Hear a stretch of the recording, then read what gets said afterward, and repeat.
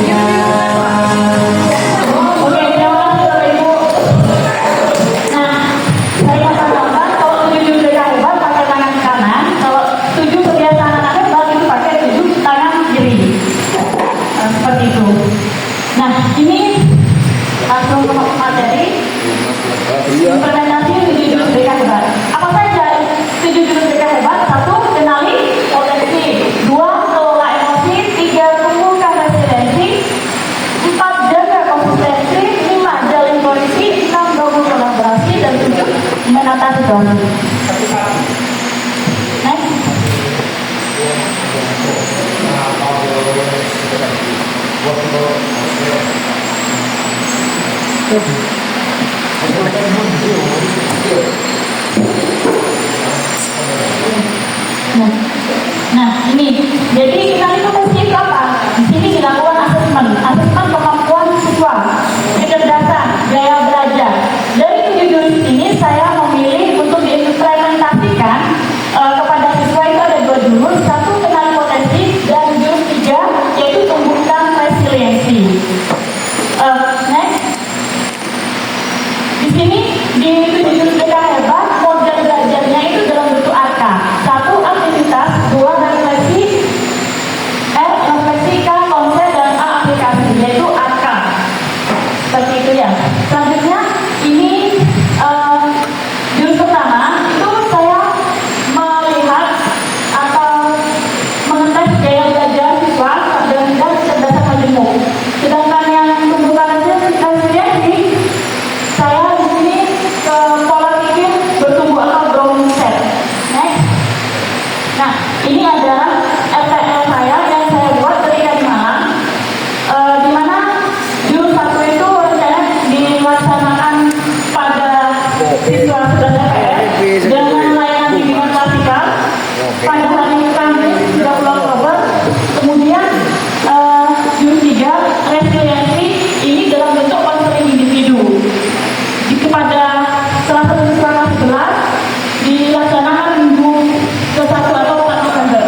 Selasa. Next. Nah, jurus 1 tentang kompetensi, proses untuk menyadari, memahami dan menggali kemampuan, bakat dan kekuatan yang dimiliki oleh diri sendiri atau orang lain. Potensi ini bisa mencakup berbagai aspek. Next. Nah, simulasi asesmen di sini saya menggunakan tes Aku Pintar. Mungkin Bapak Ibu melihat saya mengirim link ini di grup kelas 11 akhir-akhir ini. Itu yang saya lakukan untuk melihat dari tes kemampuan gaya belajar anak dan kecerdasannya. Dia cenderung kemana? Next. Nah, gaya belajar di sini ada 3, visual, auditori, dan kinestetik. Nah, si anak itu ada yang gaya belajarnya visual auditori, ada visual kinestetik, ada visual auditori, bahkan ada visual sendiri, auditori sendiri, kinestetik sendiri, seperti itu. Next. Nah, ini ada 8 kecerdasan majemuk, ada linguistik, interpersonal, natural, musikal, logis, matematik, intrapersonal, kinestetik, dan spasial. Next. Nah, di tahapan belajar kendali kompetensi saya menggunakan AK. Kenapa? Karena ini layanan dunia klasikal seperti itu. Yang seperti ini ya aktivitasnya saya memberikan setelah membuka kelas briefing saya memberikan simulasinya, linknya, kemudian refleksinya. Jadi berbagi pengalaman, gimana hasilnya, ada tanya jawab, kemudian konsep saya menjelaskan kecerdasan ini apa-apa saja, kayak gitu. Kemudian mengarahkan kalian nanti profesinya sebagai apa? Misalkan yang intrapersonal sebagai misalnya sebagai guru atau psikolog nantinya seperti itu. Next. Nah, alasan saya memilih jurus 1 karena sepengetahuan saya juga masih belum diadakan asesmen. Jadi di situ kita bisa tahu gaya belajar siswa seperti apa dan bisa membantu siswa dalam mengembangkan potensi yang dimilikinya. Next. Hasil implementasi jurus 1 kendali kompetensi di kelas 11 RPL ini rata-rata gaya belajarnya itu visual kinestetik, yang gambar dan ada prakteknya kayak gitu. Gaya belajarnya mungkin bisa membantu bapak ibu guru untuk memberikan pembelajaran atau metode belajar yang jelas. Kemudian 25% itu visual auditori. Nah, auditori ternyata itu cuma 2%, sedikit, bisa dikatakan hanya 1 orang. Jadi lebih banyak gaya belajar siswa di 11 RPL itu ke visual dan kinestetik kayak gitu. Next. Ini adalah strategi belajar. Jadi untuk siswa yang visual itu bagaimana cara strategi belajarnya? Ini sudah dijelaskan. Next. Nah, ini adalah hasil refleksinya. Jadi misalkan siswa itu memiliki hasil belajar yang PK, visual kinestetik. Strategi belajarnya bagaimana? Jadi ini adalah hasil diskusi seperti itu. Next. Nah, ini hasil implementasi jurus 1 yang kecerdasan. Rata-rata 11 APL itu kecerdasannya intrapersonal. Dan yang kedua, 11% ada di logika analitika sama di naturalistik. Tapi lebih banyak intrapersonal. Nah, intrapersonal itu seperti apa? Next. Ternyata mereka itu artinya seseorang mampu memahami dirinya sendiri dengan baik, termasuk perasaan, motivasi, nilai, serta tujuan hidupnya. Mereka biasanya reflektif, mandiri, dan punya kesadaran tinggi. Nah, anak-anak seperti ini cenderung profesinya itu bisa kalau bidang pengembangan diri, guru BK atau penulis buku. Kemudian kalau bisa bidang seni, seniman, musisi, atau blogger, penulis, kayak gitu. Nah, ternyata Bapak Ibu, kita dalam belajar menemani calon-calon yang bisa bekerja seperti ini. Apabila anak-anak kita melanjutkan, betapa hebatnya kita ya kalau dipikirkan kayak gitu. Next. Nah, refleksi dari jurus 1. Nah, sasaran ini digunakan pada murid kelas 11 RPL. Berlangsung selama 2 JP. Bertempat di 11 RPL. Sarana prasarana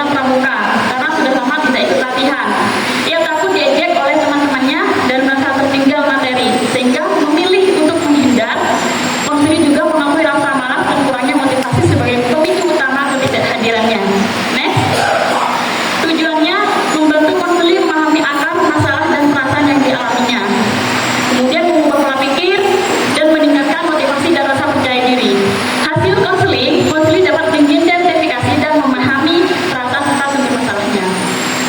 Konseli menunjukkan ada perubahan kognitif, jadi sudah tahu akar masalahnya dan sudah tahu hal apa yang akan dilakukan selanjutnya, seperti itu.